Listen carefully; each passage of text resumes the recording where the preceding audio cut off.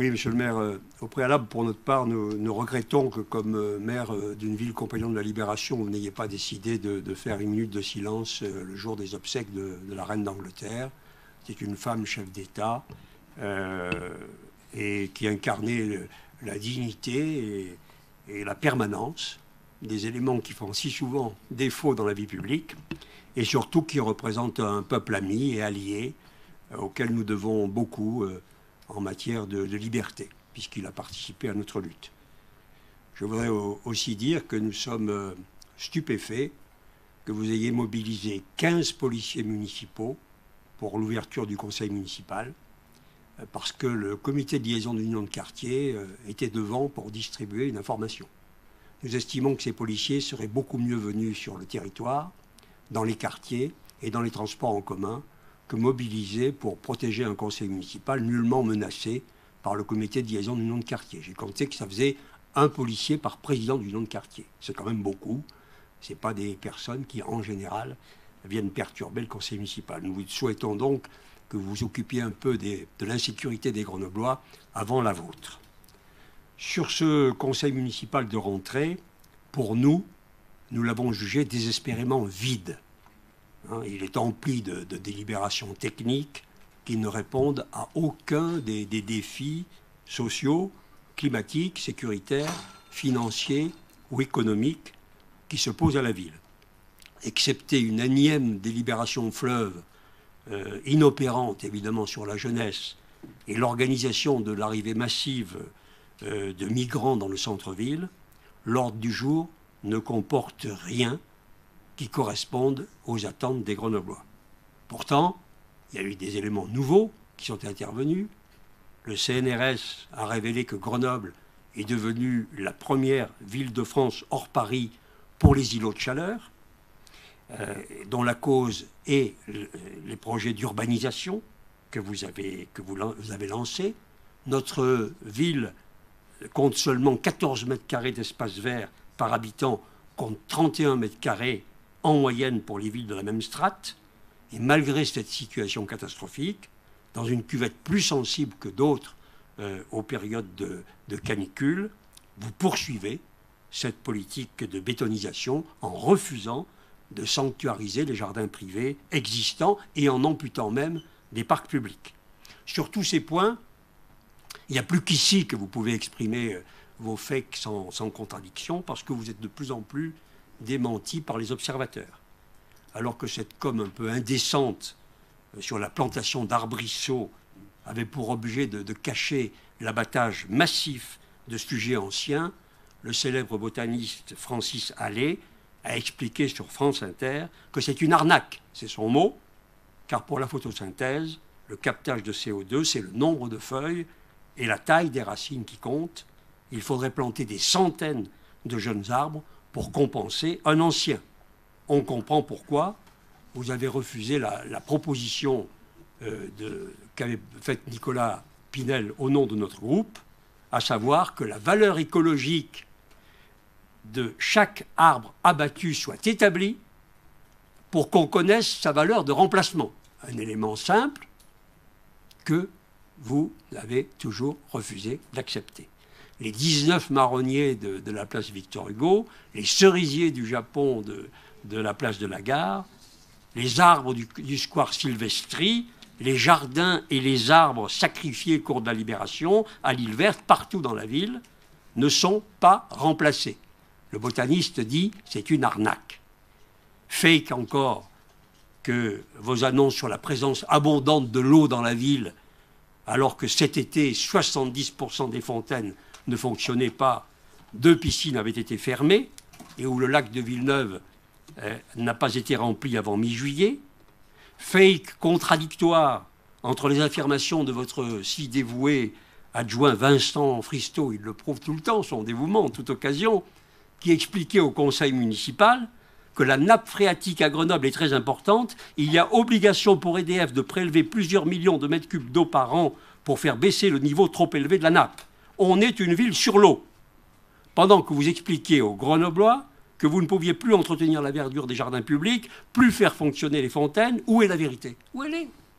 Dites-le nous, dites-nous qui dit vrai.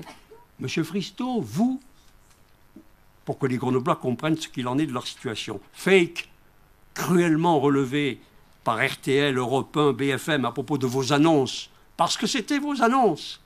Vous l'avez fait le 1er septembre, à la France, Urbi et Orbi, selon lesquels, à Grenoble, le menu végétarien était désormais le menu standard.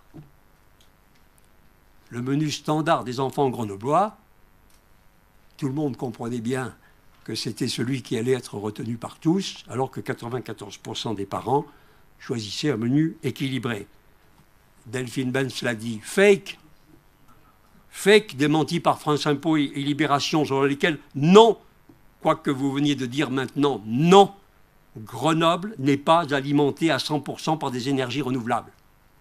Faux. Faux de l'affirmer. Et les journaux ont indiqué que vos formulations étaient, je cite, des formulations trompeuses. Trompeuses. Qu'il était faux de l'affirmer et que vos affirmations trompeuses avaient pour objet de le faire croire. Parce que votre spécialité, c'est d'essayer effectivement d'enfumer le gogo. Fake, démenti par Libération, que l'affirmation selon laquelle aucun t-shirt fabriqué au Bangladesh n'a été vendu ou distribué aux journées d'été des Verts. Oui, c'était vrai. Et celui qui parle sans cesse de circuits courts, qui donne des leçons sur ce sujet à la Terre, qui explique que la moitié de nos émissions de gaz à effet de serre, c'est des produits importés, a laissé faire et a ensuite distribué aux nouveaux arrivants à Grenoble des sacs fabriqués en Inde. C'est une pantalonnade. Où que l'on se tourne, on rencontre cette imposture. Avec le logement, dont vous vous dites préoccupé, alors qu'en même temps, vous cherchez obstinément à vendre Grenoble Habitat à un opérateur privé, avec l'accueil sans limite des migrants à Grenoble, alors qu'on compte déjà 15 bidonvilles, des campements dans le parc de l'Alliance, l'occupation de l'école Jean Massé par ceux qui vous concurrencent à l'extrême gauche dans l'exploitation de la misère, contre lesquels vous portez plainte, tout en les soutenant, avec l'affirmation sans cesse répétée de la participation citoyenne, alors que vous étouffez tout ce qui ne relève pas de votre stricte idéologie, comme on le voit avec le comité de liaison d'union de quartier qui s'exprimait devant le conseil municipal, que vous assassinez en même temps d'ailleurs, au passage, que vous supprimez un emploi, sans que cela ne vous émeuve. Quand on constate comment vous traitez les habitants de l'avenue de Washington qui réclament depuis 2 ans seulement de pouvoir discuter. Ils réclament de pouvoir discuter et vous le leur refusez. On comprend que la participation citoyenne, selon vous, soit une fake et les révélations ce matin du Dauphiné libéré sur les budgets participatifs, je pense que ça ne va pas arranger votre position en la matière. Fake également que votre attention aux enfants et à la jeunesse, qui ont été totalement livrés à eux-mêmes cet été, en particulier dans les quartiers politiques de la ville, la baisse des moyens à l'égard de toutes les structures d'éducation populaire, l'absence de toute initiative municipale pour encadrer les enfants et ces adolescents est une vraie catastrophe humaine. Et puis je peux vous dire que tous les Grenoblois de tous les bords que j'ai rencontrés dans les quartiers difficiles, tous ont fait le même constat. Jamais, jamais dans l'histoire de la ville, la municipalité n'aura été aussi absente socialement. Enfin, il y a ce mépris à l'égard des victimes de la délinquance grenobloise, avec cet été meurtrier, 9 fusillades sur fond de règlement de compte, 2 personnes condamnées suite à des saisies de grosses quantités de drogue dans les logements sociaux, en l'occurrence Actis, présidé par votre ex-première adjointe, l'épicerie de Championnet, agressée par des bandes qui sortaient tous les soirs de la piscine. Elle a dû fermer pour éviter d'être agressée. Une femme, parce que vous êtes contre la violence faite aux femmes, mais c'est sélectif, votre hostilité à la violence contre les femmes, parce qu'il lui suffit, puisque vous avez à l'entrée de la piscine Jambron des caméras, d'interdire à ces jeunes l'accès à la piscine pour que cette personne ne soit plus agressée. Vous n'avez évidemment pas levé le petit doigt. Multiplication des risques, agressions, vols, dégradations, rodéos, affichage indécent de grosses cylindrées dans les HLM, incendie de voitures, rien. Il ne se passe rien. Vous n'intervenez pas, pas de contravention, pas de contrôle qui permettent d'agir. Voilà, ce triste été pour les Grenoblois s'est achevé donc par la révélation de la date de votre procès en correctionnel, qui se tiendra donc dans une semaine, lundi et mardi prochain, à Valence. Donc vous comparaissez car vous êtes soupçonné de favoritisme dans le cadre de l'attribution de 2 marchés de la fête des Tuiles d'un montant de 300 000 € à une association qui a activement participé à votre campagne municipale de 2014, puisqu'elle a facturé des collages d'affiches à votre compte de campagne. Des photos attestent que vous étiez présent et en campagne à ses côtés dans ces locaux, alors que selon votre avocat, vous avez prétendu ne pas la connaître.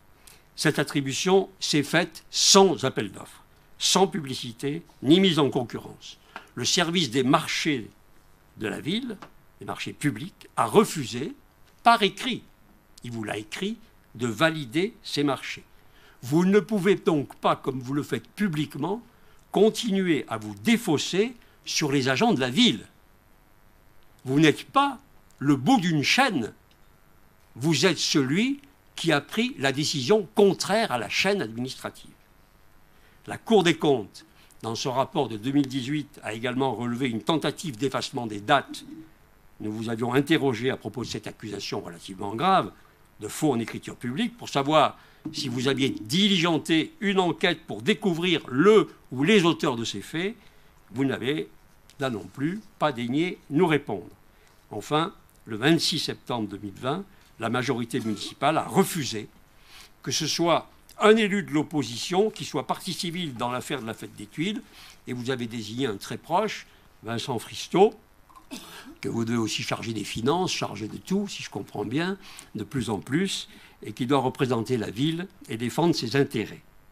Nous vous avions exprimé notre crainte que, compte tenu de son parcours d'élu depuis 1995 dans le système avrier, de sa proximité avec vous, Vincent Fristo ne soit pas pleinement mobilisé, doux euphémisme, pour défendre la ville, les Grenoblois et le contribuable, s'il est éventuellement lésé, qu'il est supposé représenter dans cette affaire. Le groupe d'opposition a sollicité plusieurs fois, par lettre recommandée, M. Fristo pour qu'il rende compte de ses décisions dans ce dossier, qu'il rende compte au conseil municipal qu'il représente, notamment, par exemple, des raisons qui l'ont amené à reporter, à accepter le report du procès qui était fixé au 1er mars. Pourquoi à l'automne? Il y a des raisons. Lesquelles? Nous vous avons sollicité, monsieur le maire, pour que vous obteniez de monsieur Fristo, vous pouvez peut-être le faire, qu'il rende compte des dispositions qu'il a fait prendre à son avocat afin que les intérêts du contribuable grenoblois soient défendus. En vain. Alors, à la veille du procès, nous n'avons reçu de réponse ni de vous, ni de M. Fristo. Ce point ne figure pas à l'ordre du jour du conseil municipal. En conséquence, notre groupe a demandé à M. Thierry Aldeguer, avocat au barreau de Grenoble, de se porter partie civile à l'audience du tribunal le 26 septembre, de façon à ce que le procès soit équitable et que le contribuable soit représenté, parce qu'autrement, il est tout à fait risqué que vous bénéficiez de fait de 2 avocats, un que vous avez pris au titre de maire de la ville, que vous faites financer par le contribuable, et un autre que vous faites aussi financer par le contribuable, et qui, lui, est censé être la partie civile de la ville, ce qui, quand même, est un peu gros. Donc, notre question, monsieur le maire, elle est simple.